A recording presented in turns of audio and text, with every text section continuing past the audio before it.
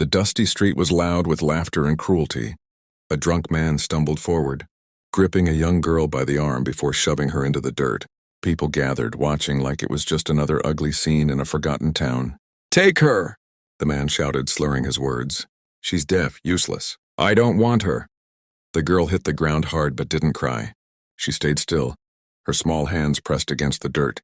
Her hair was tangled, her clothes torn, and her face carried a silence deeper than fear. Her name was Mei Lin, though no one ever used it. To them, she was just the deaf girl. The gunslinger arrives. At the edge of the crowd stood a man unlike the others. Tall, still watching. They called him Ethan Cole, a gunslinger who rode alone and spoke little. His reputation moved faster than he did, whispered in saloons and feared by outlaws. Ethan stepped forward, boots crunching softly against gravel. The drunk man laughed. "Go ahead, take her. She can't hear a thing." Ethan didn't respond. He crouched down in front of the girl. For a moment he just studied her, her stillness, her breathing, the way her eyes shifted ever so slightly toward sound, or something like it.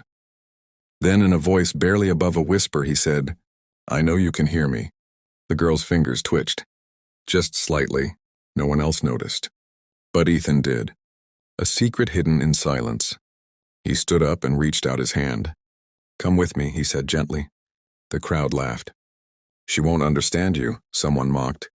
But the girl slowly lifted her head and placed her hand in his. A ripple of confusion spread through the onlookers. Ethan didn't explain. He simply turned and began walking, the girl following close behind him. The drunk father spat on the ground. Good riddance.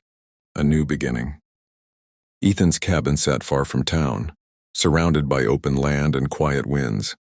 It was the kind of place where silence wasn't cruel. It was peaceful. The first few days, the girl barely moved. She watched everything. Every step Ethan took, every sound, every gesture. Ethan never forced her to speak. Instead, he communicated in small ways, placing food in front of her, nodding, showing patience. On the third night, as rain tapped against the roof, Ethan sat across from her and spoke softly again.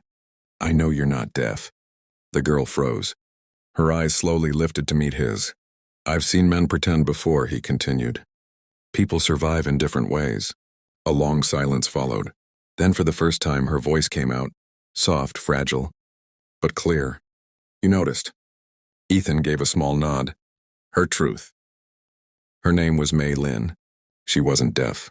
She had learned to pretend. Her father drank, gambled, and sold anything he could. When she was younger, she spoke too much, asked questions, cried, begged.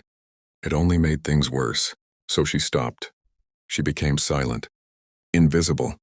"People don't hurt what they think is broken," she whispered. Ethan listened without interrupting. "You're not broken," he said finally. She didn't respond, but something in her expression shifted. Learning to live again. Days turned into weeks. Ethan taught her how to read, how to write simple words, how to ride a horse. Slowly, she began to speak more. Hesitant at first, then with growing strength. She laughed once, quietly. It surprised them both. For the first time in years, Mei Lin wasn't surviving. She was living. The past returns. But peace doesn't last forever. One evening, a group of men rode into the area.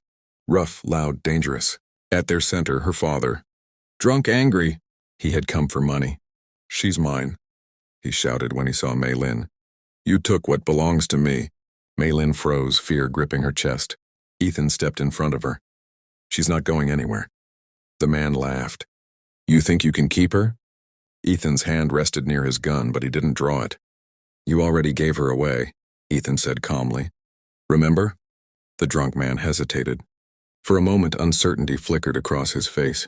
Then rage took over. The stand. The tension snapped. A gun was drawn. But Ethan was faster. One shot rang out. Silence followed. The other men backed away, dragging the wounded father with them. No one dared challenge Ethan Cole again. A voice found. That night, Mei Lin sat outside under the stars. Ethan joined her, sitting quietly beside her. After a long silence, she spoke.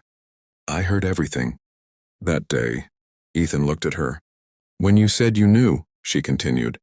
"No one ever saw me before." Her voice trembled slightly. "But you did." Ethan didn't smile, but there was warmth in his eyes. "You were never invisible," he said. "Just waiting for someone to listen." Ending.